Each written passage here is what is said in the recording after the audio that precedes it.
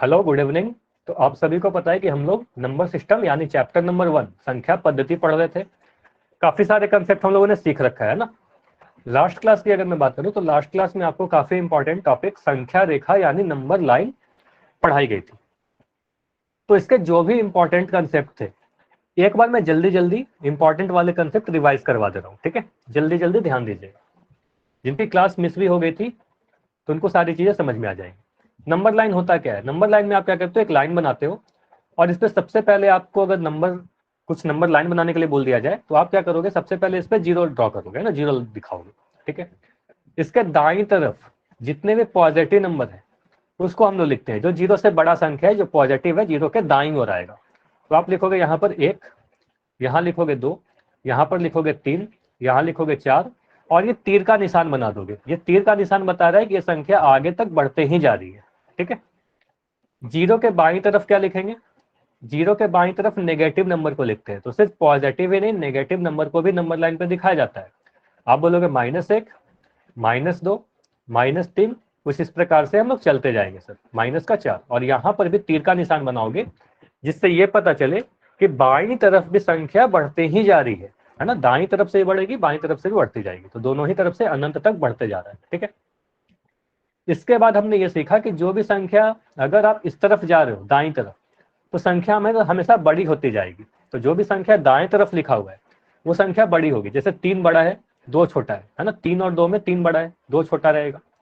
अगर मैं पूछूं -3 और -2 में कौन बड़ा है, तो जो दाईं तरफ है वो बड़ा रहेगा। बोलोगे -2 बड़ा है सर, -3 छोटा है ना।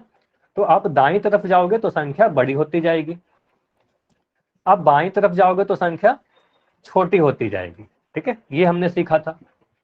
उसके बाद हमने ये देखा था किसी भी दो बिंदु के बीच की दूरी अगर निकालनी, सबसे इंपॉर्टेंट ये था कि किसी भी दो बिंदु के बीच की अगर दूरी आपको निकालना है तो आप एक इस तरीके से, मैं कह रहा हूं बिंदु 5 और 3 के बीच की दूरी बताइए। तो आप क्या करोगे, 5 में से 3 घटा दोगे, है ना। सीधे सीधे 5 में से 3 घटा के बोलोगे सर 2 मात्रक दूरी होगा अंतर। लेकिन अगर मैं आपसे बोलूं कि -5 और -2 के बीच की दूरी बताइए। अच्छा, जतिन के नाम से जो बच्चे हो आप एक बार लेफ्ट करो और जल्दी से रिज्वाइन करो, ठीक है। -5 और -3 के बीच की दूरी बताइए। तो यहां पर आपने क्या किया, ऊपर वाले उदाहरण को आप देखो, आप कह रहे हो बड़ी संख्या में से सर छोटी संख्या को घटा दिया। यहां पर भी वही करना है, बड़ी संख्या में से छोटी संख्या को आपको घटा देना है। जैसे -3 बड़ा संख्या है, -5 छोटा है, तो आप क्या करोगे, -3 में से -5 को घटाओगे। देखो तरीका क्या है, -3 माइनस माइनस का 5। तो आप बोलोगे सर -3 + 5 हो गया और ये फिर से सोल्व होकर 2 ही आएगा। तो देखो डिस्टेंस हमेशा पॉजिटिव ही आएगा, है ना। तो डिस्टेंस हमेशा पॉजिटिव ही रहेगा, धनात्मक ही रहेगी, ठीक है। अच्छा, कुछ बच्चों को आवाज नहीं आ रही है तो सभी लोग कंफर्म करके बताइएगा आवाज आ रही है ना। आवाज आ रही है या नहीं, पहले ये तो कंफर्म कर दीजिए सभी लोग। ठीक है, सभी को आ रही है तो जिस भी एक बच्चे को नहीं आ रही है एक बार लेफ्ट करके ज्वाइन करिए। इस नेटवर्क के कारण हो सकता है कि आवाज में प्रॉब्लम आ रही हो, है ना। ज्वाइन करोगे लेफ्ट करके सही हो जाएगी, ठीक है। तो अगर मैं कभी आपसे पूछ लूं कि बिंदु -20 और -8 के बीच की दूरी बताइए, तो आप सीधे बोलोगे सर हमें पता है कि डिस्टेंस हमेशा पॉजिटिव होता है, तो सीधे 20 में से 8 घटा दो आप, है ना। 20 में से आप 8 घटा दो, आप बोलोगे कि आंसर हमारा 12 यूनिट आएगा, ठीक है। डिस्टेंस हमेशा पॉजिटिव आएगा, डिस्टेंस को कभी भी नेगेटिव मत कहना, दूरी कभी भी नेगेटिव नहीं होगी, ठीक है। ये सारी चीज हमने लास्ट क्लास में सीखा था। हमने ये भी सीखा कि नेगेटिव में कौन नंबर बड़ा होता है, साइन लगाने के लिए सीखा, ये साइन इक्वल टू का साइन। अगर मैं दो संख्या लिख रहा हूँ 5 और 5 तो बोलोगे यहाँ पर बराबर का साइन लगाएंगे। अगर मैं लिख रहा हूँ 10 और 12 तो बोलोगे सर 12 बड़ी संख्या है तो 12 की तरफ ये मुंह खुला रहेगा, इस तरीके से। या मैं बोलूँ -10 और -5 लिख दूं तो बोलोगे -10 और -5 में सर कौन बड़ा होगा, तो बोलोगे -5 बड़ा है क्योंकि ये दाईं तरफ आएगा संख्या रेखा पर, तो -5 की तरफ ये खुला हुआ रहेगा, है ना। तो बोलेंगे इस तरीके से हम लोगों ने ये सारी चीजें सीखी थी। क्लियर है? ये बताइए, ये सारी चीज हमने लास्ट क्लास में सीखा था। अभी मैं आपसे पोल में एक क्वेश्चन पूछूंगा, रिकॉल क्वेश्चन, ठीक है। सभी को याद है ये सारी चीजें, ठीक है। तो पहला क्वेश्चन करते हैं, रिकॉल क्वेश्चन। ट्राई कीजिए इस क्वेश्चन को करने का, काफी आसान सा क्वेश्चन है, काफी कम समय लगेगा आप सभी को।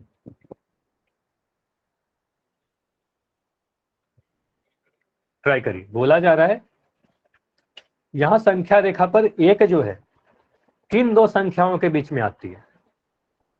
0 और 2 के बीच में एक आएगा, 2 और 4 के बीच में एक आएगा, 4 7 के बीच में आएगा, या 5 और 7 के बीच में आएगा?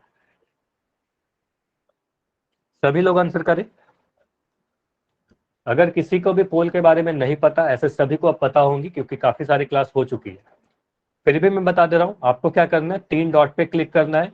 नीचे में आपको देखो जो हाँ पे हाथ का निशान बना हुआ है, वहीं पर 3 डॉट दिखेगा नीचे में दाईं तरफ, ठीक है। इस पर आप जैसे ही क्लिक करोगे उसके बाद एक एक्टिविटी का ऑप्शन दिखेगा, तो एक्टिविटी पे आपको क्लिक करना है। फिर वन पोल एक्टिव दिखेगा, इस पर क्लिक करने के बाद आपको 4 ऑप्शन दिखेंगे, जो भी आपको सही लगता है उस पर क्लिक करने के बाद आपको वोट करना होगा, ठीक है। वोट पर क्लिक करोगे तभी आंसर आएगा। जितने भी क्वेश्चन पूछे जाते हैं सभी क्वेश्चन का आप आंसर करोगे तभी आपका एक अच्छा रिपोर्ट तैयार होगा, है ना। तो ये सारी रिकॉर्ड रखी जाती है कि आपने जितना क्लास किया, कितना आप आंसर दे रहे हो, कितना आंसर आप छोड़ रहे हो, है ना। तो सभी क्वेश्चन का आंसर दीजिए। चलिए अभी मैं देख पा रहा हूं अभी भी 6 बच्चे का आंसर नहीं हुआ है। तो जिन भी 6 लोग आंसर नहीं किए, आप आंसर देते हो और पता चल जाता है कि आपने आंसर दे दिया है या नहीं दिया, ठीक है। अब 5 लोगों का और है। चलिए 10 सेकंड और रुकेंगे, ठीक है। आखिरी 10 सेकंड, फिर पोल को एंड करके। काफी आसान क्वेश्चन है, ज्यादा समय नहीं लेंगे। 5 सेकंड।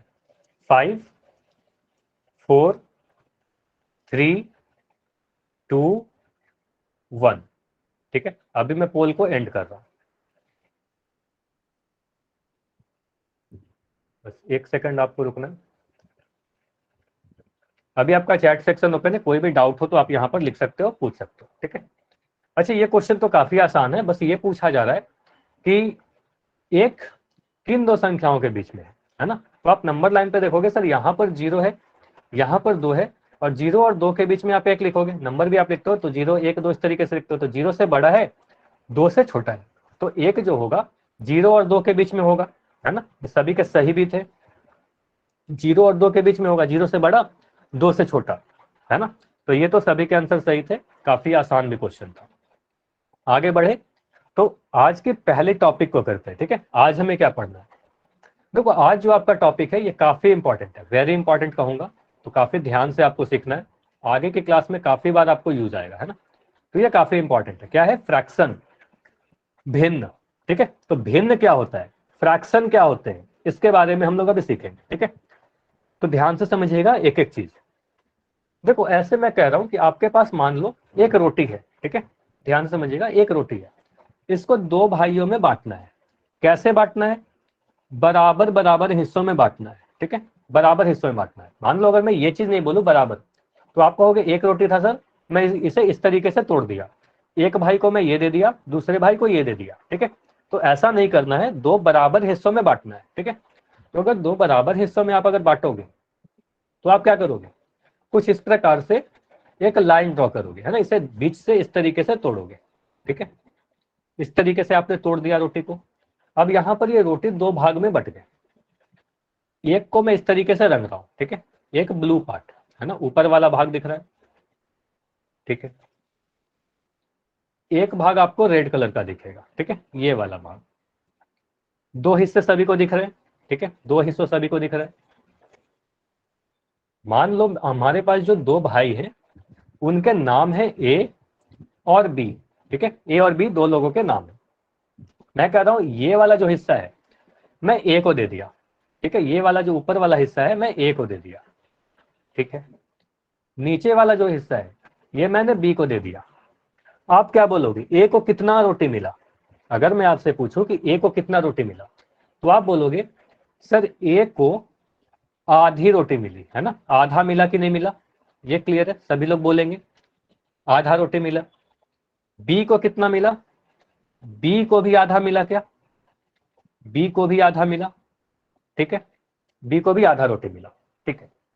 अब अगर मैं ये जो आप बोल रहे हो ना आधा रोटी मिला, अब इसी आधा को अगर मैं मैथ्स के फॉर्म में, नंबर के फॉर्म में रिप्रेजेंट करना चाहूं तो कैसे लिखूंगा? जैसे अगर मैं आपको समझाऊं कि आपके पास मान लो यहां पर एक मैं इस तरीके से सर्कल बना दिया, ये एक रोटी है, तो आप बोलोगे सर ये एक रोटी है, इसको आप कैसे लिखोगे, एक, इस तरीके से लिखा। अगर मैं यहाँ पर दो रोटी ऐसे बनाया तो आप बोलोगे सर ये दो रोटी है, और दो को आपने मैथ्स में गणित के फॉर्म में इस तरीके से मैथ्स में रिप्रेजेंट कर दिया। अगर मैं यहाँ पर 5 रोटी बना दूं, ठीक है, इसको आप मैथ्स के फॉर्म में कैसे लिखोगे, जनरली तो आप इस तरीके से बोल सकते हो 5 रोटी, और इसको आप ऐसे लिख दोगे। इसका मतलब एक, ध्यान से समझिएगा, 1 2 5, ये सारे जो नंबर हैं ये क्या रिप्रेजेंट कर रहे हैं, किसी चीज के क्वांटिटी को रिप्रेजेंट करते हैं, किसी चीज के मात्रा को, कि कितना है आपके पास, है ना, 1 रोटी, 2 रोटी, 5 रोटी, 20 रोटी, 20 किताब, है ना, ये सारे चीज क्या है, किसी भी चीज के क्वांटिटी यानी मात्रा को दर्शा रहे हैं। ठीक है, तो आधा जो आपने बोला सर 5 रोटी, तो ये क्या है, एक क्वांटिटी को रिप्रेजेंट किया। उसी तरीके से ये जो आधा है ये भी किसी चीज का मात्रा को ही दिखा रहा है ना, किसी चीज की मात्रा को दिखा रहा है, मतलब कितना क्वांटिटी है, कितना रोटी है। तो आप इस आधे को मैथ्स के फॉर्म में कैसे लिखोगे, तो मैथ्स के फॉर्म में हम लोग इसे लिखते हैं 1/2। अभी के लिए ये ध्यान रखिए कि अभी इसको 1/2 लिखते हैं, क्यों लिखते हैं ये अभी थोड़ी देर में हम लोग समझेंगे।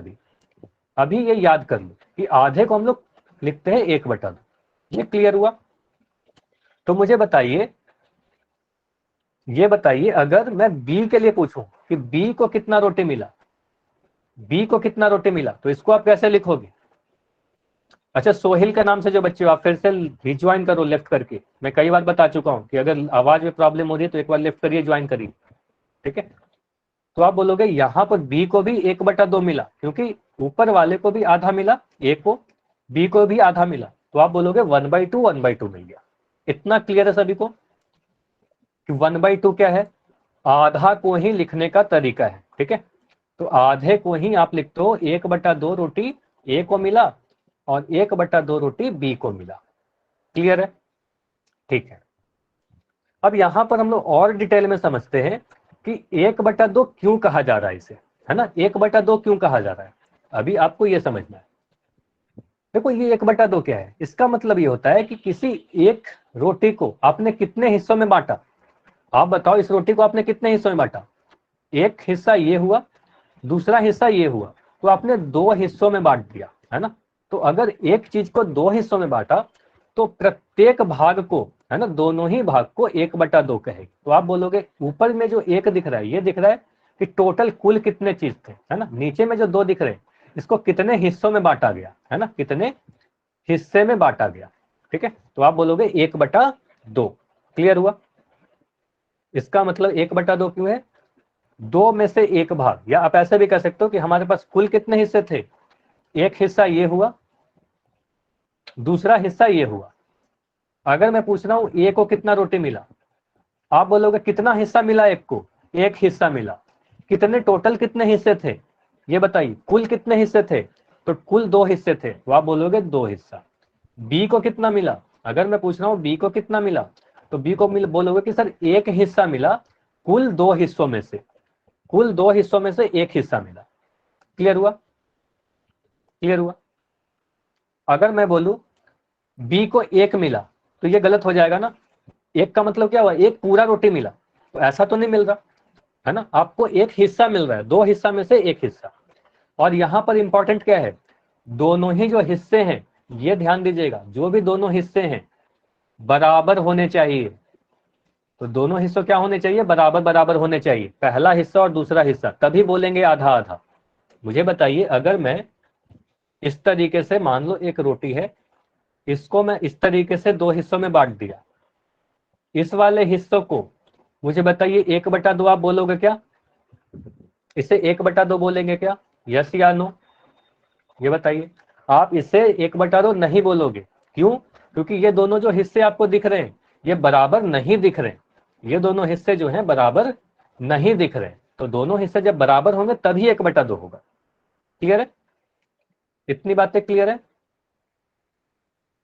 ठीक है, तो हमने क्या सीखा, तो हमने अभी यही सीखा ना कि आधा क्या होता है, आधा क्या है, किसी एक पूरी चीज को दो बराबर, ये इंपॉर्टेंट है, दो बराबर भागों में विभाजित करेंगे तो पूर्ण का आधा मिलेगा। ठीक है, मुझे बताइए दो आधा को अगर मैं मिला दूं, आधा किसी भी चीज का, आधा प्लस आधा, अगर मैं दो आधा को मिला दूं तो क्या ये पूर्ण मिल जाएगा, एक पूरा चीज मिल जाएगा, हाँ या ना, यस या नो?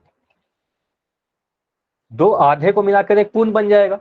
तो एक आधा को अगर आपने कट किया ऐसे, तो दो आधे अगर मिल रहे हैं, तो इन दोनों को अगर मैं फिर से जोड़ दूं, है ना, दो आधे को आप अगर जोड़ दोगे तो ये दोनों मिलकर फिर से पूर्ण बन जाएंगे, है ना। तो एक से दो भाग में बराबर हिस्सों में बटेंगे तो दोनों आधे होंगे, दोनों आधों को जोड़ दोगे तो फिर से पूर्ण बन जाएगा। ठीक है, ये समझ में आया? तो हम लोग डेली लाइफ में भी देख सकते हैं, जैसे कि यहाँ पर क्या था, एक रोटी ये पूर्ण है, अरे पूरा रोटी है, इसको आप क्या कहोगे, ये इसके बारे में मुझे बस बताइए। अगर मैं पूछूं कि ये कितना रोटी है, ये वाला, इसको आप कितना रोटी बोलोगे, जो मैं अभी कलर कर रहा हूं? आप बोलोगे सर ये एक रोटी है ना, टोटल कितना रोटी है, ये एक रोटी है, तो इसको मैंने कहा पूरा है, एक पूर्ण रोटी है। इसको कितने हिस्सों में बांटा, दो हिस्सों में बांटा, तो ये हमारे पास आधा हुआ और ये आधा हुआ, तो इसको आप लिखोगे 1/2 और इसे लिखोगे 1/2। ठीक है, इतना क्लियर है? डेली लाइफ में आप देख सकते हो, आम जीवन में आपके पास ये नींबू है ना, नींबू है या संतरा है ना, आप इसे यहां से इस तरीके से कट कर दोगे, दो बराबर भाग में बट गया, तो इसे आप क्या कहोगे, इसे बोलोगे सर आधा, है ना, ये आधा है, और इसको आप बोलोगे 1/2 नींबू, है ना, 1/2 नींबू बोलो। क्लियर है? अच्छा, ये तो हो गया डेली लाइफ में, मतलब आम जीवन में आप इस तरीके से देख सकते हो। मैथमेटिक्स में फिगर के फॉर्म में भी आप इसको देख सकते हो, जैसे कि एक सर्कल है ना, ये एक क्या है, सर्कल है, वृत्त है ना, तो ये एक वृत्त हुआ, इसको अगर मैं, ये कितना वृत्त है अगर मैं आपसे पूछूं तो बोलोगे सर ये तो एक वृत्त है। ठीक है, अगर मैं इसे दो बराबर हिस्सों में बांट दूं, यहां से आप इस तरीके से कट कर दोगे, तो ये जो हिस्सा आपको दिख रहा है, ये जो नीचे वाला भाग दिख रहा है, जो आपको यहाँ पर अलग करके दिखाया गया है, इस हिस्से को क्या बोलोगे, इस हिस्से का ये जो है 1/2 है, आधा है ना। अगर मैं इस वाले स्क्वायर को, ये जो वर्ग है आपके पास, इसको आप एक बोल रहे हो, तो इसको आप क्या बोलोगे, इसी का आधा भाग है ना, इसको इस तरीके से कट कर दोगे तो इसे बोलोगे 1/2 भाग, है ना। तो यहां पर ध्यान देना है कि अगर दो बराबर हिस्से में बांट देंगे, इसका अगला हिस्सा कहाँ रहेगा, अगला हिस्सा मैं यहां पर बना सकता हूं। ठीक है, अगला हिस्सा यहां बना सकता हूं, तो ये भी 1/2 हो जाएगा। ठीक है, तो दो भाग में बटा। ठीक, कितना क्लियर है, इतनी बातें क्लियर है अभी तक? बताइए, और डिटेल में सीखते हैं। अब मान लो मैं आपसे ऐसे पूछ रहा हूं कि अगर दोनों ही भाइयों के एक एक दोस्त आ जाते हैं और हमें इस रोटी को चार बराबर हिस्सों में, यहां पर क्या बोलेंगे, चार इक्वल बराबर हिस्सों में अगर हमें बांटना है, तो आप क्या करोगे, आप क्या करोगे, आप सबसे पहले इसे तो इस तरीके से कट करोगे, है ना, आपने ऐसे कट कर दिया, इसे तोड़ दिया, फिर आप क्या करोगे, इसको ऊपर से इस तरीके से आपने कट कर दिया। ठीक है, अब ये जो हिस्से दिख रहे हैं, मुझे बताइए टोटल रोटी कितना था, कुल रोटी कितने थे, तो आप बोलोगे सर कुल एक रोटी है हमारे पास। ठीक है, इसके कितने हिस्से हो गए, कितने हिस्से हो गए, तो चार हिस्से हो गए, है ना। तो आप बोलोगे चार, नाम मैं लिख रहा हूं ए बी सी डी, मान लो जो ए है उसको ये हिस्सा मिला, जो बी है उसे ये हिस्सा मिला, सी को ये हिस्सा मिला और डी को ये हिस्सा मिला। अगर मैं आपसे पूछ रहा हूं कि ए को कितना मिला रोटी, तो आप एक दो तीन चार तो नहीं बोल सकते क्योंकि रोटी ही एक है ना। आप बोलोगे सर एक रोटी था, इस रोटी के कितने हिस्से किए गए, चार कुल हिस्से किए गए, है ना, चार हिस्से किए गए, और उसमें से एक हिस्सा में से, चार में से एक हिस्सा ए को मिल रहा है।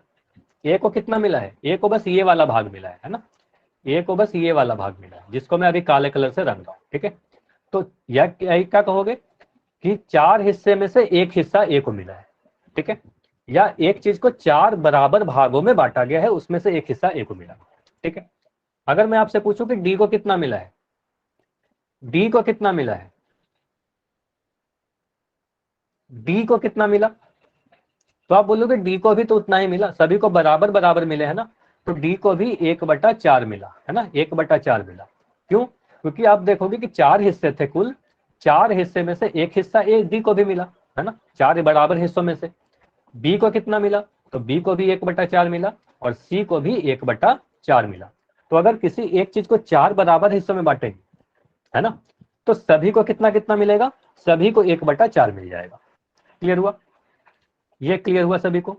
तो यहां से आप देख सकते हो कि यहाँ पर जो चारों भाग आपको दिख रहे हैं, इन चारों ही भाग को 1/4 आप बोलोगे, है ना। क्यों? क्योंकि किसी एक चीज को 4 हिस्सों में बांटा गया, 1 2 3 4।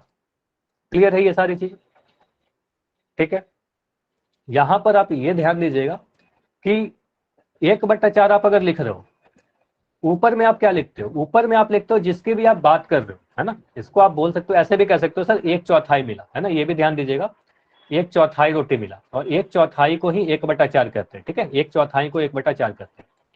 ऊपर में जो लिखा हुआ है एक, ये होता है जिसकी भी आप बातें कर रहे हो। जैसे कि ए को कितना मिला, तो आप बोलोगे सर 1 हिस्सा मिला।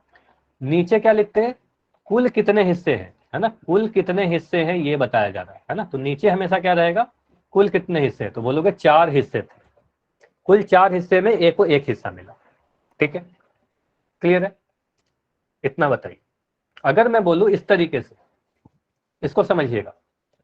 अगर मैं कह रहा हूं ए को सिर्फ ये वाला मिला, और बी को मैं कह रहा हूं ये वाला भी मिल गया, बी को ये भी मिल गया, और बी को ये भी मिल गया, तो मुझे बताइए बी को कितना मिला। ये सारे बी को मिल गया। तो ए को तो बोलोगे सर 4 हिस्से में 1 हिस्सा मिला। बी को कितना मिला, बी को बोलोगे सर कुल 3 हिस्से मिल गए उसको, 1 1 और 1, टोटल 3 हिस्से मिले ना। तो यहां पर जो 1 लिख रहा हूं मैं, 1 नंबर, मतलब ये नहीं बोल रहा हूं कि 1 रोटी मिला, बस 1 हिस्सा की बात की जाता है ना। तो मैं बोलूंगा बी को 3 हिस्से मिल गए, कुल कितने हिस्सों में से, कुल 4 हिस्सों में से। कुल 1 रोटी के 4 हिस्से किए गए थे, 1 + 1 + 1 + 1, 4 हिस्से किए गए थे, उसमें से बी को 3 हिस्सा मिला। तो ये 3/4 लिखोगे, बी को 3/4 मिला। क्लियर है? तो जरूरी नहीं है कि ऊपर में हमेशा एक ही आए, है ना। तो 2/4 3/4 एक्सेट्रा आ सकते हैं। जैसे आप आम जीवन में कहते हो ना, जाने अनजाने में कई बार कह देते हो आप सभी लोग कि आधा किलो सेब, है ना, 2/3 पानी, 1/4 रोटी। तो इसका मतलब क्या है, ये आधा किलो सेब क्या दिखा रहा है, 1 kg कुछ अमाउंट रहता होगा, है ना, कुछ सेब का अमाउंट रहेगा, इसी का आधा, ये जो भी 1 किलो रहा होगा, है ना, 1 किलो को अगर आप आधा कर दोगे, है ना, 1 किलो को आप अगर आधा कर दिए, तो आपको मिलेगा 1/2 kg, है ना। तो आप बोलोगे सर इसे हम लिखेंगे 1/2 किलोग्राम। ठीक है। अच्छा, यहां ध्यान से समझिएगा, ये जो उदाहरण मैं दे रहा हूं पानी वाला, इसको आप कैसे समझोगे। यहां पर लिखा गया 2/3 पानी, है ना, तो इसे आप लिखोगे 2/3, 2/3 पानी। ठीक है। अब इसका क्या मतलब हुआ, 3 पानी में से 2 पानी, ऐसा होगा क्या? नहीं। ठीक है। जैसे आपने कहा ना, आपने बोला अगर मैं लिख रहा हूं 1/2, तो बोलोगे 2 हिस्सों में से 1 हिस्सा, है ना। लेकिन यहां पर क्या बोलोगे, 2/3 में आपको ऐसे समझना है, जैसे देखो ये पूरा 1 गिलास पानी है, इसे क्या बोलोगे, ये पूरा 1 गिलास पानी है। ठीक है। इसको मैं 3 बराबर हिस्सों में बांट रहा हूं अगर, ठीक है, इसको मैं 3 बराबर हिस्से में बांट दिया, इस तरीके से इस गिलास को बांटा। ठीक है। पहला हिस्सा आपको ये दिख रहा है, ठीक है, दूसरा हिस्सा आपको ये दिख रहा है, तीसरा हिस्सा ये दिख रहा है। तीनों में मैं एक एक एक ही लिख रहा हूं क्योंकि 3 हिस्से हो गए। तो मुझे बताइए कुल कितने हिस्से हो गए, कुल कितने हिस्से हो गए, ये बताइए। आप बोलोगे कुल 3 हिस्से हो गए। ठीक है, टोटल 3 हिस्सा हो गया। अब अगर मैं आपसे पूछूं कितना हिस्सा उसमें से भरा हुआ है, अगर मैं पूछूं पानी कितना हिस्सा में भरा हुआ है, तो बोलोगे सर एक ये वाला में भरा हुआ है और ये वाले में भरा हुआ है। तो 2 हिस्से में भरे हुए हैं, कितने में से, 3 हिस्सों में से। तो 3 में से 2 हिस्सा भरा हुआ है, तो आप बोलोगे 2/3 भरा हुआ है। ठीक है। अगर मैं आपसे पूछूं कि ग्लास का कितना भाग खाली है, कितना भाग खाली है, तो आप क्या बोलोगे, आप बोलोगे सर एक हिस्सा खाली है ना, सिर्फ ये वाला हिस्सा ऊपर का खाली है ना, तो ये हिस्सा खाली है। कुल कितने हिस्से थे, कुल 3 हिस्से थे, तो 1/3 भाग खाली है, 2/3 भरा हुआ, 1/3 खाली। ये क्लियर है? 2/3 भरा हुआ था, 1/3 खाली था। ठीक है। अगर कोई डाउट है तो पूछ लो, काफी इंपॉर्टेंट चीज है। नहीं, कोई डाउट नहीं है। और इसको तो आपने समझ ही लिया कि ये क्या है, 1/4 रोटी है ना, इसको तो आपने समझ ही लिया। ठीक, तो ये हमने सीखा कि आधा किलो सेब क्या होता है, 2/3 पानी क्या होता है, 1/4 रोटी क्या होता है। अब यहां पर ध्यान से समझिएगा, अब हम लोग क्या कर रहे हैं, अभी हम लोग भिन्न को डिफाइन करने जा रहे हैं। अभी तक हमने अलग अलग सिचुएशन को देखा, ठीक है। अब हम लोग इसकी परिभाषा देखते हैं कि भिन्न होता क्या है ना, भिन्न को डिफाइन कैसे करते हैं, है ना, इसका डेफिनेशन देखते हैं, ठीक है। चलिए, अगर कभी भी कुछ चीज नहीं समझ में आए तो चैट सेक्शन में आप रिपीट लिख देना, ठीक है। अगर कुछ भी नहीं समझ में आए तो आप चैट सेक्शन में रिपीट लिख दोगे, मैं रिपीट कर लूंगा, या आपका नाम लेके मैं पूछ लूंगा क्या नहीं समझ में आया, ठीक है। अभी ध्यान से देखिएगा, ये काफी इंपॉर्टेंट है। भिन्न का परिभाषा कैसे डिफाइन करोगे भिन्न को। देखो, भिन्न जब भी होगा, आपने क्या देखा, 1/2, 1/4, 2/3, है ना, इस तरीके का नंबर होगा, मतलब P/Q के फॉर्म में नंबर होगा, ठीक है। P/Q के फॉर्म में होगा, ठीक है, जिसका एक सरलतम रूप, ये इंपॉर्टेंट है, इसके बारे में अभी आपको बताऊंगा कि सरलतम रूप क्या है। सरलतम रूप क्या होता है, एक पूर्ण का एक भाग होता है ना, एक पूर्ण का एक पार्ट ऑफ द होल। इसका मतलब क्या हुआ, इसका मतलब ये हुआ कि जैसे मैं कह रहा हूं आधा किलो सेब, ये क्या है, एक पूरा 1 किलो कुछ रहा होगा, 1 किलो का एक भाग है ना। यहां पर मैं कर रहा हूं 2/3 पानी, तो ये पूरा एक हिस्सा है, उसका 2 हिस्सा आपका भरा हुआ है ना, तो एक कुछ हिस्सा है, पूरे का कुछ हिस्सा है। 1/4 रोटी, पूरे एक रोटी का चौथा हिस्सा, 1/4 रोटी, तो पूर्ण का कुछ भाग, कुछ हिस्सा को दिखा रहा है ना। तो आपको क्या बोलना है कि भिन्न क्या होता है, P/Q के रूप में एक संख्या होता है, जिसका सरलतम रूप, इसके बारे में आपको बता रहा हूं अभी, पूर्ण का एक भाग होगा, है ना, कुल का कुछ हिस्सा होगा। जैसे मैं आपको अगर बोलूं कि आप ये बताओ, मैं, अच्छा मैं फिर से रिपीट कर दूं, 1 मिनट। चलिए, पहले ये समझ लीजिए कि यहां पर सरलतम रूप क्या है, ठीक है, सरलतम रूप को समझिए, सरलतम रूप को पहले समझिए, फिर और डिटेल में देखेंगे, ठीक है। जैसे मैं लिख रहा हूं 10/20, तो ये 10/20 सरलतम रूप नहीं है, ठीक है, 10/20 सरलतम रूप नहीं है। सिंपलेस्ट फॉर्म क्या होगा, आप क्या करोगे, 0 से 0 को कैंसिल कर दोगे, और ये जो 1/2 आ रहा है, इसे हम लोग क्या कहेंगे, सरलतम रूप, ठीक है। ये समझ में आया, सरलतम रूप पहले बताओ, ये क्लियर हुआ, सिंपलेस्ट फॉर्म, ठीक है। अगर मैं लिख रहा हूं 2/6, तो ये सिंपलेस्ट फॉर्म है क्या, ये सरलतम रूप है क्या। आप बोलोगे नहीं सर, ये सरलतम रूप नहीं है। आप बोलोगे 2 से 6 कटता है ना, तो 2 से काटोगे, 2×3 = 6, है ना, तो बोलोगे 1/3 हो जाएगा ये, है ना, तो ये बोलोगे 1/3। तो सरलतम रूप समझ लिया आपने, ये सिंपलेस्ट फॉर्म होगा। तो या अब समझिए फिर से परिभाषा। अच्छा, हो सकता है थोड़ी देर के लिए मेरी स्क्रीन ना दिखे, तो अगर स्क्रीन फिर से अगर दिखेगी तो एक बार मुझे चैट सेक्शन में वाई लिख के कंफर्म कर दीजिएगा, ठीक है। तो स्क्रीन दिखेगी एक बार तो मुझे बताइएगा।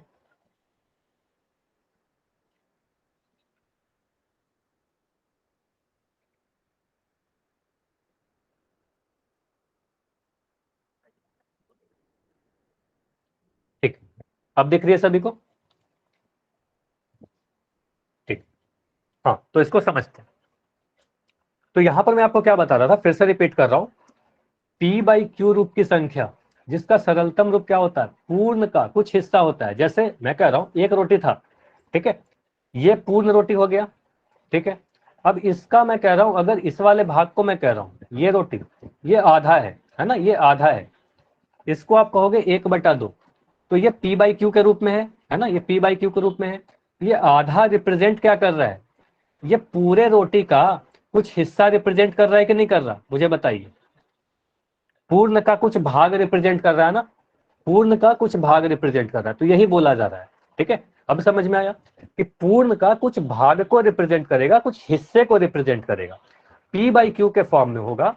और सबसे इंपॉर्टेंट चीज, सरलतम रूप में होना चाहिए, ठीक है, जिसका सरलतम रूप किसी पूर्ण के भाग को रिप्रेजेंट करेगा, तभी वो भिन्न कहलाएगा। तो हमेशा आपको चेक कहां से करना है, सरलतम रूप से करना है। ये क्लियर हुआ या नहीं? तो यहां पर आप देख सकते हो कि अगर मैं लिख रहा हूं 5/6, है ना, ये लिखा हुआ है 5/6, तो इसको आप कैसे देख समझोगे? देखो इसको मैं कह रहा हूं, मान लो आपके पास इस तरीके से एक रोटी है, मैं इसको 6 हिस्सों में बांट दिया, इसको मैं टोटल 6 हिस्सों में बांट दिया। मान लो यहां पर हो सकता है कि बड़ा छोटा दिख रहा हो, लेकिन मान के चलते हैं कि सभी 6 हिस्से अगर बराबर है, इसमें में से अगर मैं 5 हिस्से को रंग दूं, है ना, 1 2 3 4 और ये 5, तो मैं पूछूं कितना हिस्सा लाल है, रेड कलर का कितना हिस्सा है, लाल कितना हिस्सा है? तो आप बोलोगे सर 5 हिस्सा लाल है ना। कितने हिस्से? 5 लाल नहीं है, बोलोगे 5 हिस्से लाल हैं, 5 भाग लाल है। कुल कितने हिस्सों में से टोटल कितने हिस्से हैं? तो आप गिनोगे कितना टोटल हिस्सा था, तो आप बोलोगे 1 1 2 3 4 5 6। और ये क्या सभी 6 हिस्से बराबर थे? तो हाँ, मैंने पहले ही बोला था कि सभी 6 हिस्से बराबर है। तो बोलोगे 5/6 भाग लाल है। सफेद कितना है? अगर मैं आपसे पूछूं कितना हिस्सा सफेद रह गया, व्हाइट कितना रह गया, तो आप बोलोगे सिर्फ 1 भाग व्हाइट था। और कितने हिस्सों में से? 6 हिस्सों में से। तो 1/6 क्या होगा? सफेद रहेगा। क्लियर है? इतनी बातें क्लियर है? उसी तरीके से आप कह सकते हो 1/2, है ना, इसको मैं मिटा रहा हूं, तो इसको आप कह सकते हो सर ये जो हमारे पास दिख रहा है 1/2 3/4, ये सारे क्या है? 4 हिस्सों में से 3 हिस्से। अच्छा इसको समझिएगा, 4 हिस्से में से 3 हिस्से, टोटल 4 में से 3 हिस्से। 1/2 को क्या बोलोगे? कुल 2 में से 1 हिस्सा। 5/6 को क्या बोलोगे? कुल 6 में से 5 हिस्सा, है कि नहीं? अगर मैं बोल रहा हूं 7/9, कुल 9 में से 7 हिस्सा। ठीक है, इतना तो समझ में आ रहा होगा। लेकिन आप बोलोगे सर ये जो आखिरी में लिखा हुआ है 7/6, इसको समझिए, ये क्या है? कुल 6 में से 7 हिस्सा कैसे होगा? समझ में आ रहा है? ये थोड़ा सा अलग आपको लग रहा होगा, है ना, ये थोड़ा सा अलग लगेगा, है ना। तो इसके बारे में और डिटेल में हम लोग आगे पढ़ेंगे, भिन्नों के जब प्रकार पढ़ेंगे ना, वहां आपको समझ में आएगा। ये 7/6 भिन्न है, भिन्न तो है, ठीक है। अभी के लिए ये ध्यान रखिएगा कि 7/6 भी एक भिन्न है। 7/6 अगर मैं लिख दूं, 12/5 लिख दूं, तो आप बोलोगे सर 5 में से 12 हिस्सा कैसे होगा? कुल 5 में से 12 हिस्सा हो सकता है क्या? कुल 5 में से तो 12 हिस्सा नहीं होगा, लेकिन यह एक भिन्न है ना। अब ये कैसा वाला भिन्न है, तो ये हम लोग आगे की क्लास में देखेंगे, ठीक है, आगे थोड़ी देर में सीखेंगे, ठीक है। अच्छा वॉइस आ रही है नहीं, फिर से रिपीट करके, काफी लोग कह रहे हो, तो पहले मुझे तो कंफर्म करके बताइए सभी लोग। ऐसे मैं जहां तक लिख पा रहा हूँ सभी को आवाज जानी चाहिए। सभी को जा रही है? दीपांशु एक बार लिफ्ट करिए, ज्वाइन करिए, काफी नेटवर्क का प्रॉब्लम हो सकता है आपकी तरफ, ठीक है। चलिए, तो यहां पर मैं क्या बता रहा था, यहां पर मैं ही बता रहा था कि 7/6 अगर मैं आपसे पूछूं, अब मुझे जल्दी से बताइए, अगर मैं लिख दूं 8/13, ये भिन्न है या नहीं है? ये बताइए, बस इतना बताइए, हाँ या ना, भिन्न है या नहीं है, फ्रैक्शन है या नहीं है? तो बोलोगे सर कुल 13 में से 8 हिस्से हैं, है ना, तो बोलोगे यस ये एक भिन्न है, ठीक है। अगर मैं आपसे बोलूं 13/8, ये भिन्न होगा कि नहीं होगा? 13/8 भिन्न होगा कि नहीं होगा? आप बोलोगे हाँ सर ये भी एक भिन्न होगा। अभी के लिए ध्यान रखिएगा, आगे डिटेल में और पढ़ेंगे हम लोग, अभी के लिए ध्यान रखिएगा 13/8 भी एक भिन्न होगा, ठीक है, ये भी एक भिन्न होगा। जब भिन्नों के प्रकार पढ़ेंगे ना, तब आपको समझ में आएगा कि 8 में से 13 हिस्सा कैसे होगा, है ना। थोड़ा सा आपको अलग लग सकता है, लेकिन अभी के लिए ध्यान रखिएगा ये भिन्न होगा। तो कैसे नंबर भिन्न नहीं होंगे? देखो अगर मैं ऐसे लिख दूं ना 6/3, ये भिन्न है क्या? ये भिन्न है क्या? इसको आप भिन्न नहीं बोलोगे, क्योंकि इसका सरलतम रूप आप निकालिए, है ना, इसका सिंपलेस्ट फॉर्म देखिए, सरलतम रूप। तो आप बोलोगे सर इसको अगर आप 6/3 का मतलब 6 को 3 से डिवाइड करना, आप बोलोगे सर 3 दूनी 6 आएगा और ये 2 आ जाएगा। तो 2 क्या है? 2 तो एक पूर्ण चीज को रिप्रेजेंट कर रहा है ना, 2 रोटी, है ना। तो 6/3 पूर्ण हो गया, ये भिन्न नहीं होगा, ठीक है। अगर मैं लिख दूं 12/12 ये भिन्न होगा क्या? 12/12 भिन्न होगा? बस इतना बताइए। आप बोलोगे नहीं सर, 12/12 लिखने का मतलब क्या हो गया? 12/12 अगर मैं लिख रहा हूँ a/a, आपको बताया था ना a/a का मान 1 हो जाता है ना?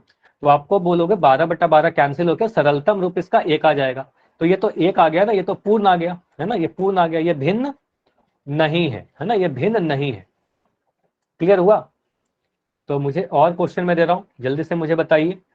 अगर मैं लिख दूं 14/7 ऑप्शन ए, और ऑप्शन बी में लिख रहा हूं 7/14, इसमें कौन सा एक भिन्न है? ए भिन्न है या बी भिन्न है? ए या बी, कौन सा एक भिन्न है?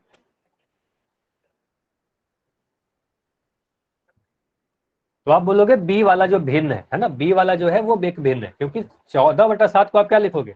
14/7 कहने का मतलब ये तो 2 हो गया ना, 7 दूनी 14, ये तो 2 आ गया, 2 तो पूर्ण हो गया है ना, तो 2 तो पूर्ण हो गया, तो ये भिन्न नहीं होगा। 7/14 का मतलब क्या हुआ? इसको आप 2 से काटोगे, ये आ जाएगा 1/2, तो ये क्या हो गया? ये हमारे पास भिन्न हो गया।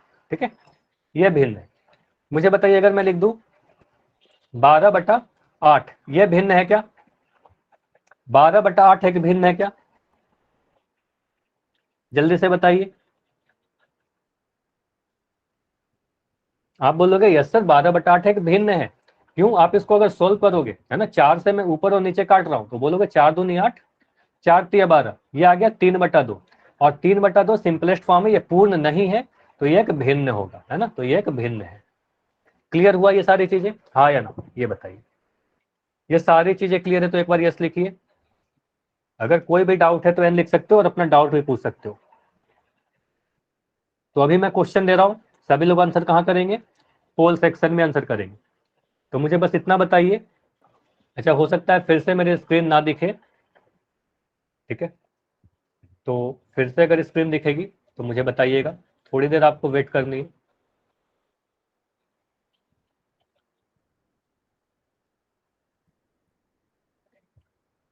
अच्छा, स्क्रीन दिखेगी एक बार तो मुझे बताइएगा।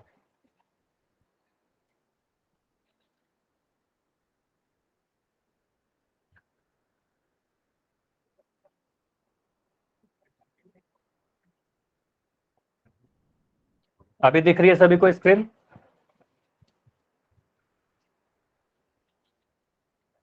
ठीक है, चलिए, तो इस क्वेश्चन का आंसर कीजिए। अच्छा, अभी सभी को दिख रही है ना? अब विजिबल है स्क्रीन मेरी? ठीक है, हाँ अब दिख रही है। तो इस क्वेश्चन को आंसर कीजिए। देखिए यहाँ क्या पूछा जा रहा है, पूछा जा रहा है कौन सा एक भिन्न नहीं है, जो आंसर नहीं होगा, भिन्न जो नहीं होगा वही आपका आंसर होगा। ठीक है, ट्राई करिए। आंसर पोल में देना है, पहले देखिए कौन सा आंसर सही है, थोड़ी देर में आपको पोल में क्वेश्चन दिख जाएगा।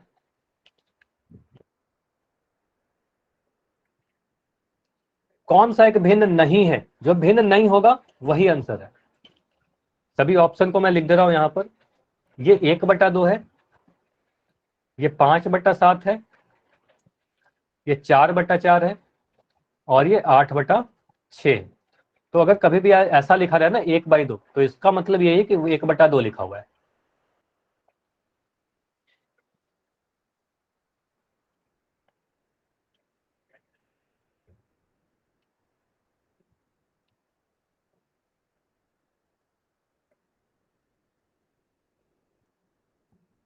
बस आपको देखना है कौन सा एक भिन्न नहीं है, जो नहीं है वही आंसर होगा।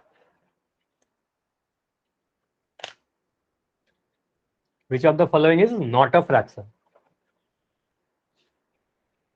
काफी कम आंसर आए हैं अभी तो अभी मैं बिल्कुल समय दे रहा हूँ, ट्राई करो आप सोल्व करने की, सभी लोग आंसर करिए।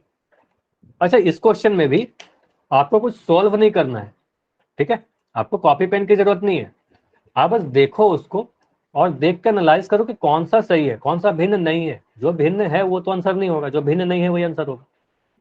कौन सा फ्रैक्शन नहीं है? तो अभी मैं आपको बताया था कि सिंपलेस्ट फॉर्म, सरलतम रूप, तो आप सिंपलेस्ट फॉर्म में उसको करिए। देखिए किसका सिंपलेस्ट फॉर्म पूर्ण का एक हिस्सा को दिखा रहा है।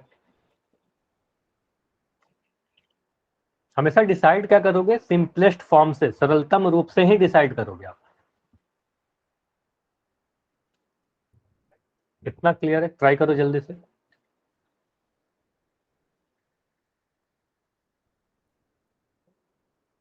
अच्छा, काफी बच्चे जो लेट से ज्वाइन होते हो, ट्राई किया करो कि हमेशा क्लास टाइम पर ज्वाइन हो। आपकी क्लास के टाइम 7 बजे से है ना, तो 5 मिनट पहले 7 बजे की ज्वाइन करनी है, पूरी क्लास कंटिन्यू करनी है।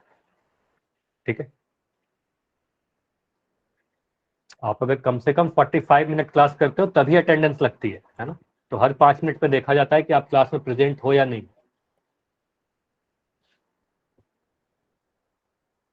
चलिए जल्दी से आंसर कीजिए, काफी लोग के आंसर इस क्वेश्चन में नहीं आए हैं, ट्राई करो कि सभी लोग आंसर करो। 15 सेकंड और रुकेंगे, आखिरी 15 सेकंड। सी। अच्छा, माइक ऑन करके आंसर नहीं देना था मदन के नाम से जो बच्चे हो। आप सभी तो काफी दिन से क्लास कर रहे हो ना, काफी क्लास हो चुका है, अब ये सारी चीजें तो पता है सभी को कि माइक नहीं ऑन करना है क्लास में कभी भी। अच्छा, विशाल के नाम से जो बच्चे हो, आपका माइक ऑन है। चलिए 10 सेकंड और, आखिरी 10 सेकंड।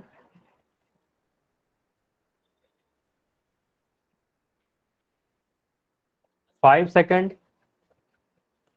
5, 4, 3, 2, 1। चलिए अब मैं पोल को एंड कर रहा हूं।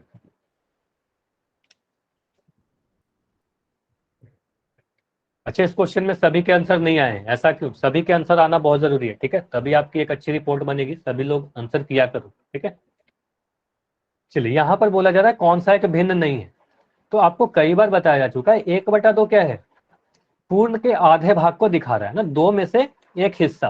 तो बोलोगे सर ये पूर्ण का एक हिस्सा है, तो आप बोलोगे सर ये एक भिन्न तो है, तो ये हमारा आंसर नहीं हो सकता, ठीक है। ऑप्शन बी को देखोगे, बोलोगे 5/7, है ना, तो ये जो सिंपलेस्ट फॉर्म में ये तो लिखा ही हुआ है, सिंपलेस्ट फॉर्म में है, सरलतम रूप में है। बोलोगे 7 में से 5 हिस्सा, तो ये भी एक भिन्न को दर्शा रहा है ना। ये 4/4 जो लिखा हुआ है, 4/4 लिखने का मतलब क्या हुआ? ये 4 और 4 कैंसिल होके ये 1 देगा ना, 4/4 कहने का मतलब 1 हुआ। तो 1 क्या है? ये तो एक पूर्ण हुआ, एक रोटी, है ना, एक किताब, है ना। तो इसे कहोगे एक, तो ये हमारा भिन्न नहीं होगा। सरलतम रूप, सिंपलेस्ट फॉर्म में 4/4 क्या हो जाएगा? इसको सॉल्व करने पे 1 हो जा रहा है ना, और 1 क्या है? एक भिन्न नहीं है। क्लियर हुआ? तो 1 हमारा भिन्न नहीं होगा, तो ये हमारा, हमने कहा कि ऑप्शन बी हमारा आंसर नहीं होगा, ऑप्शन सी हमारा सही उत्तर होगा, क्योंकि ये भिन्न नहीं था। 8/6 एक भिन्न होगा, बिल्कुल भिन्न होगा। आप अगर 8/6 लिखोगे तो इसको अगर सिंप्लीफाई करोगे, 2 से ऊपर और नीचे काटोगे तो आप लिखोगे 2 चौके 8, 2 तिया 6, तो ये 4/3 सिंपलेस्ट फॉर्म में एक भिन्न है ना, एक भिन्न है। क्लियर है? ये समझ में आया, हाँ या ना? अगर ये समझ में आया तो एक बार वाई लिखिए, कोई भी डाउट है तो बता दीजिए। क्लियर है? चलिए तो आगे बढ़ते हैं। तो जैसा आपने देखा कि 4/12, 5/8, 3/9, है ना। तो अगर मैं लिख रहा हूँ 4/12, तो आप क्या कहोगे? 4/12 एक भिन्न है। 4/12 को भिन्न क्यों कहोगे? आप 4/12 को भिन्न इसलिए बोलोगे क्योंकि इसको सिंप्लीफाई करने पे कितना आ रहा है? आप बोलोगे 4 तिया 12, है ना, 4 तिया 12, ये 1/3 आ रहा है। तो बोलोगे सर ये एक भिन्न है ना। अब इसको पढ़ते कैसे हैं? ये तो मैंने कई बार बता चुका हूँ, इसको 4/12 पढ़ेंगे। इंग्लिश में क्या पढ़ेंगे? 4/12, ठीक है। तो इंग्लिश में पढ़ते हैं 4/12 और हिंदी में लिखते हैं 4/12, ठीक है। अब ये 4/12 किस चीज को दर्शाता है? 4/12 क्या है, इसको समझते हैं। 4/12 का मतलब क्या हुआ? आपके पास मान लो एक सीट है। अगर मैं आपसे पूछूं कि यहां पर ये जो रेड कलर का जो है, ये कितना सीट है, मुझे बस इतना बताइए, कितना स्क्वायर आपको दिख रहा है?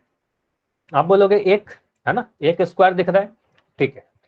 इसे आपने मान लो कुल 12 बराबर हिस्सों में बांटा, है ना। यहां पर देखिए इंपॉर्टेंट क्या है, बराबर हिस्सों में, बराबर भागों में आपने मान लो इसे बांट दिया, ठीक है। तो कुल कितने हिस्से दिख गए? आप बोलोगे सर यहाँ पर कुल हमारे पास 12 हिस्से हो गए, 1, 2, 3, 4, 5, 6, 7, 8, 9, 10, 11, 12, कुल 12 हिस्से हो गए। अच्छा, यहाँ पर 12 स्क्वायर नहीं कह रहा हूँ, स्क्वायर तो अब कहेंगे कि ये जो बड़ा वाला है इसे मैं कह रहा हूँ एक स्क्वायर। 12 हिस्से हैं इसके।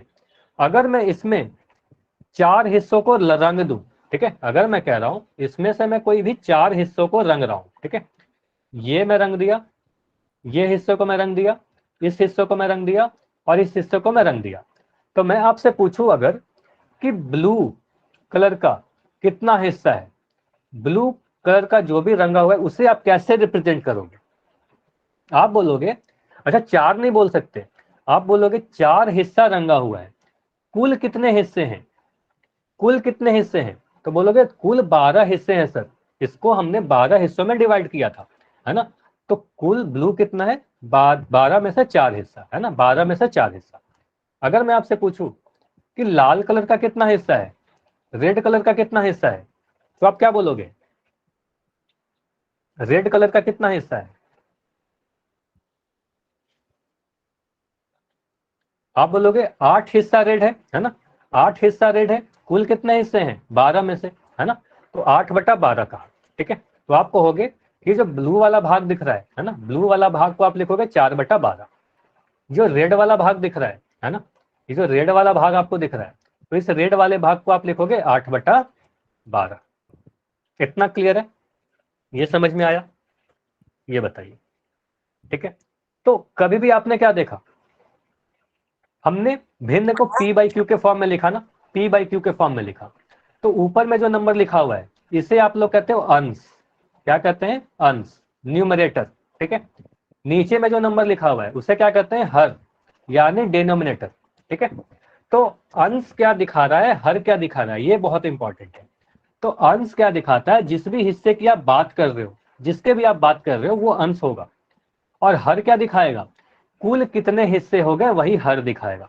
जैसे मैं कह रहा हूं 4/12, तो 4 क्या हो गया, अंश हो गया, 12 क्या हो गया, हर हो गया।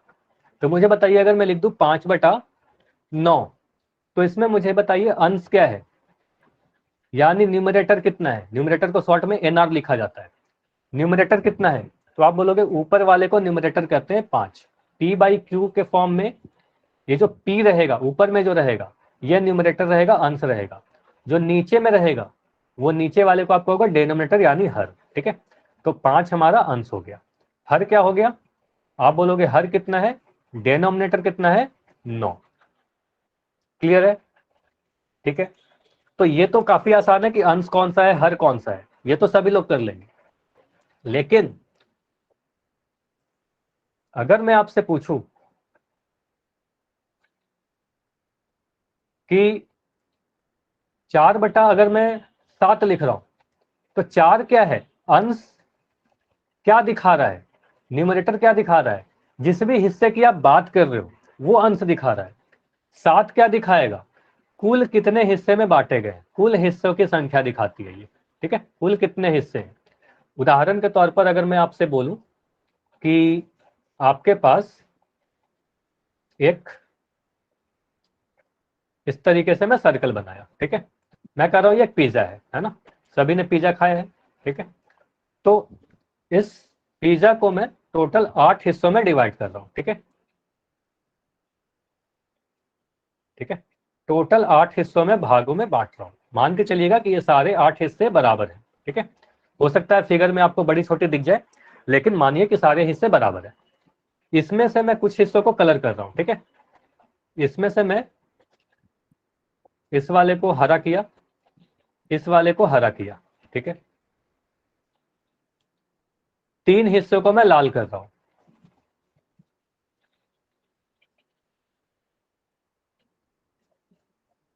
ठीक है, और एक हिस्से को मैं काला कर रहा हूं, ठीक है, और मैं एक हिस्से को लाल कर दिया, ठीक है, और मैं एक और हिस्से को इसे भी मैं लाल ही कर दे रहा हूं, ठीक है, इसे भी मैं लाल कर दे रहा हूं। चलिए अब यहां पर बताइएगा जो मैं क्वेश्चन पूछ रहा हूं, मुझे बताइए टोटल कितने पिज्जा हैं, ये बस बताइए कितने पिज्जा हैं टोटल। नहीं, टोटल पिज्जा 8 नहीं है, कुल एक ही पिज्जा है आपके पास, पिज्जा तो सिर्फ एक है, पिज्जा एक है। इस पिज्जा को कितने हिस्से में बांटा गया, इसके पार्ट्स कितने हैं, हिस्से बताइए मुझे, कितने हिस्से में इसे बांटा गया। तो आप बोलोगे कुल 8 हिस्से में बांटा गया, 8 हिस्सों में बांटा गया। अब मुझे बताइए कि यहां पर ब्लैक कलर का कितना हिस्सा है, ब्लैक काले कलर का कितना हिस्सा है? आप बोलोगे कुल एक 8 हिस्सा था, आप बोलोगे एक हिस्सा काले कलर का है, तो इसको रिप्रेजेंट आप 1/8 करोगे, है ना। इसका जो क्वांटिटी है उसको 1/8 से रिप्रेजेंट करेंगे। अगर मैं आपसे पूछूं ग्रीन वाले को बताइए, हरे कलर का बताइए, हरे कलर के भाग को आप कैसे रिप्रेजेंट करके बताओगे? आप बोलोगे सर हरा कितना है, 2 भाग हरा है, देखो ये वाला भाग एक हरा है और एक ये वाला भाग हरा है, तो टोटल 2 भाग हरा है, कुल 8 भागों में से, ठीक है। अब अगर मैं आपसे पूछूं कि रेड कितना भाग है, रेड कितना है, तो रेड बोलोगे सर कुल तो 8 ही है ना, कुल तो 8 हिस्से थे, उसमें से काउंट कर लीजिए रेड कितना है, तो आप बोलोगे 1 2 3 4 5, कुल 5 हिस्से रेड थे, तो आप बोलोगे 5/8। क्लियर? अगर मैं आपसे ऐसे पूछूं, ये क्लियर है ना सभी को, ये बताइए, इतना तो क्लियर है। चलिए अगर मैं आपसे ऐसे पूछूं, एक ट्रायंगल में बना दिया, इसको मैं 3 हिस्सों में बांट दिया, अगर मैं इसको कलर कर दे रहा हूं, ठीक है, इसको मैंने लाल कलर कर दिया,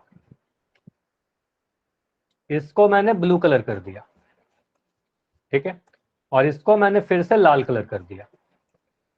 चलिए मुझे बताइए रेड कलर को आप कैसे दर्शाओगे, रेड को आप कैसे रिप्रेजेंट करोगे? 2/3, ठीक है। मुझे बताइए ब्लू को कैसे रिप्रेजेंट कीजिएगा? 1/3, और ये दोनों ही गलत है, ठीक है। यहां पर क्या गलती हो गई? अच्छा ये सभी को सही लग रहा होगा, लेकिन ध्यान से सुनिएगा, ये दोनों ही गलत है। ये गलत क्यों हो गया? क्योंकि आपको बोला गया ना कि कभी भी आप भिन्न में किसी भी चीज को आप जब डिवाइड करते हो तो बराबर भाग होने चाहिए, बराबर हिस्सों में बांटना होना चाहिए। तो ये तीनों हिस्से जो आपको दिख रहे हैं, मैं मान लो इसको ए कह रहा हूं, इसको बी कह रहा हूं और इसको सी कह रहा हूं, क्या आपको ये तीनों हिस्से बराबर दिख रहे हैं? यस या नो? क्या ये तीनों हिस्से बराबर हैं? तो आप बोलोगे सर तीनों हिस्से बराबर नहीं है, तो तीनों हिस्सों बराबर नहीं है तो हम लोग ऐसे रिप्रेजेंट नहीं कर सकते। ये क्लियर हुआ? ये काफी इंपॉर्टेंट है, ध्यान दीजिएगा, ठीक है। तो ये क्लियर हुआ, ये गलत है, ऐसे आप रिप्रेजेंट नहीं कर सकते। सर दोबारा समझाना। हाँ मैं समझा दे रहा हूँ, ये काफी इंपॉर्टेंट भी है, ठीक है। तो आप यहाँ पर मैं क्या कह रहा हूँ कि अगर मान लो यहाँ पर इसको, इस ट्रायंगल को 3 भागों में बांट दिया आपने, अगर मैं आपसे पूछ रहा हूँ कि रेड वाले हिस्से को बताइए, तो आपने काउंट कर दिया कि सर ये एक हिस्सा लाल है, ये वाला दूसरा हिस्सा लाल है, मतलब 2 हिस्से लाल है, कुल कितने हिस्से हैं? तो 1 2 3, कुल 3 हिस्सों में से। तो ये गलत क्यों हो रहा है? ये मैं कह रहा हूं कि ये गलत है। गलत क्यों है? क्योंकि ये जो तीनों भाग है ना, पहला भाग, दूसरा भाग और तीसरा भाग, ये तीनों बराबर आपस में नहीं है, ठीक है। तो भिन्न में आपको ध्यान रखना है कि सभी हिस्से बराबर होने चाहिए। जैसे मैं ऊपर भी समझा रहा था, तो यहाँ पर जो 8 पिज्जा थे, 8 हिस्से जो थे, ये 8 हिस्से को मैंने बोला था कि ये बराबर हिस्से हैं, है ना, 8 हिस्से क्या है, बराबर हैं, तभी हमने ऐसा किया। यहां पर क्या हो गए, हिस्से बराबर नहीं है। अब क्लियर हुआ? हिस्से बराबर नहीं होंगे तो नहीं करेंगे, ठीक है। क्लियर हुआ? ठीक है। तो चलिए क्वेश्चन करिए, इस क्वेश्चन को आंसर करिए, इसके बाद होमवर्क डिस्कस कर लेंगे। चलिए यहां बताइए, काफी आसान सा क्वेश्चन है, काफी कम समय लगेगा आपको।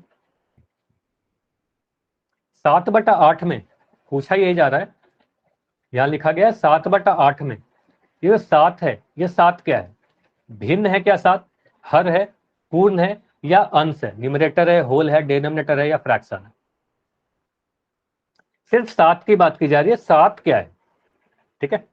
7/8 तो भिन्न है, आपको पता है, ठीक है, उसमें 7 क्या है? सभी लोग आंसर करें जल्दी से। अंश।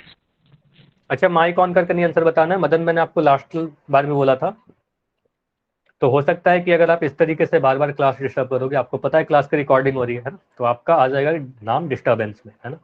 हो सकता है स्कूल में कंप्लेन चली जाए, तो ये सारी चीजें नहीं करो, ठीक है। बार बार आपको बोला जा रहा है कि आपको आंसर पोल सेक्शन में ही देना है, ठीक है। अगर पोल के बारे में नहीं पता तो आप पूछ सकते हो, देखो नीचे में लिखा भी गया ना, 3 डॉट पे क्लिक करिए, एक्टिविटी पे क्लिक कीजिए, 1 पोल एक्टिव पे क्लिक करिए, फिर आंसर दीजिए। ठीक है, जो आंसर लगता है उस पर क्लिक करके वोट कर दीजिए।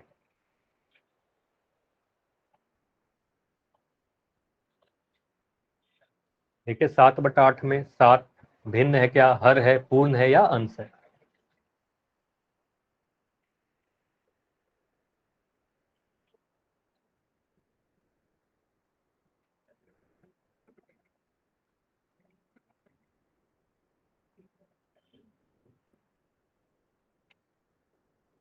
चलिए आंसर कीजिए सभी लोग। 10 सेकंड और रुकेंगे, उसके बाद क्लास को एंड करेंगे इसको डिस्कस करके।